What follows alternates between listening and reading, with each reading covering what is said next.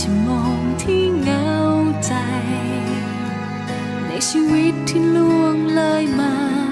ไม่กี่คนที่ฉันไว้ใจให้กุมมือ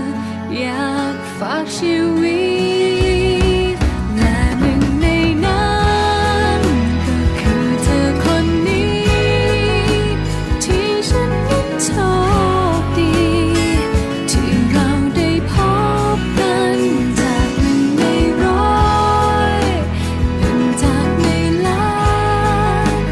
ได้มาร่วมทางเดินให้หนึ่งใจฉันได้เจอกับงานดี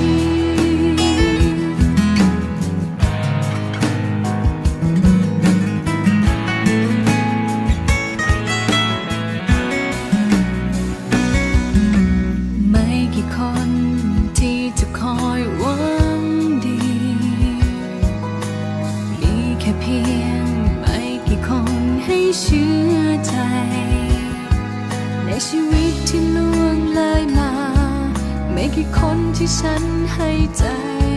แค่บางคนที่อยากบอกรั